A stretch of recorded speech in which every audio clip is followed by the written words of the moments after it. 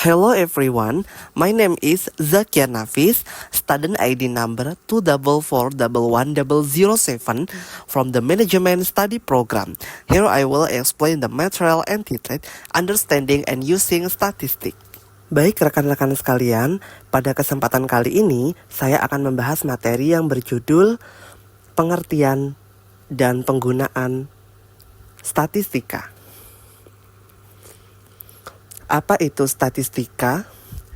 Statistika adalah cabang ilmu yang mempelajari cara mengumpulkan data, mengelola dan menyajikan data, menganalisis data, dan menarik kesimpulan dari data. Jadi, statistika bukan hanya tentang angka, tapi tentang bagaimana memahami informasi dari data. Perbedaan statistik dan statistika. Kalau statistik itu ilmunya, kalau statistik adalah data atau hasil olahan. Misalnya rata-rata nilai siswa sama dengan 78. Jenis-jenis statistika. Yang pertama yaitu statistika deskriptif, yang bertujuan untuk menyajikan dan menggambarkan data. Contohnya, menghitung rata-rata median, modus, membuat tabel dan grafik. Tidak menarik kesimpulan umum, hanya menggambarkan data yang ada. Contoh, nilai rata-rata ujian matematika kelas 10 adalah 76. Yang kedua yaitu statistika inferensial, yang bertujuan untuk menarik kesimpulan atau membuat prediksi berdasarkan data sampel. Digunakan dalam penelitian survei, polling, dan lain sebagainya. Contohnya, metode uji hipotesis, regresi, dan estimasi. Contoh, dari hasil survei 100 siswa, diperkirakan 70% siswa seluruh sekolah suka pelajaran IPA. Tahapan dalam statistika, yang pertama itu mengumpulkan data, metode observasi, wawancara, kuesioner, dan eksperimen. Pengelolaan data, mengubah data mentah menjadi informasi, mengelompokkan, menyusun tabel, grafik, dan lain sebagainya. Selanjutnya itu analisis data, menggunakan rumus atau alat statistik untuk memahami pola atau hubungan. Selanjutnya itu penarikan kesimpulan, menyimpulkan atau membuat keputusan berdasarkan data.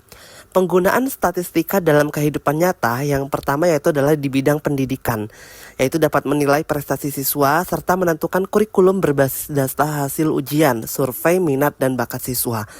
Yang kedua, bidang kesehatan, yaitu menentukan efektivitas obat baru, menganalisis data penyebaran penyakit, dan survei kesehatan masyarakat. Selanjutnya, bidang bisnis dan ekonomi, analisis pasar dan perilaku konsumen, prediksi penjualan, dan pengambilan keputusan investasi.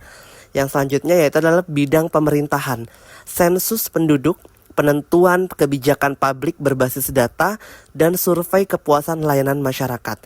Yang terakhir yaitu bidang sosial dan penelitian, yaitu digunakan untuk studi perilaku masyarakat, evaluasi program sosial, dan analisis data penelitian ilmiah.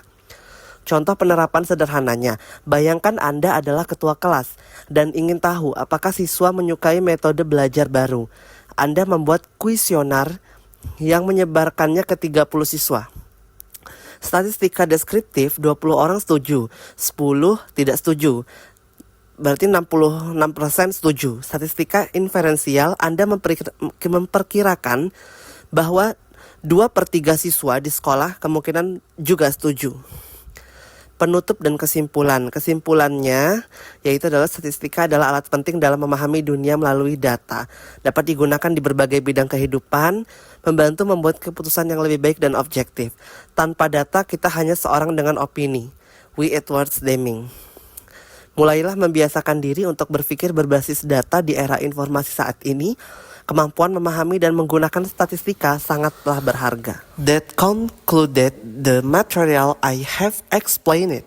I hope you can absorb the knowledge, and that is all from me.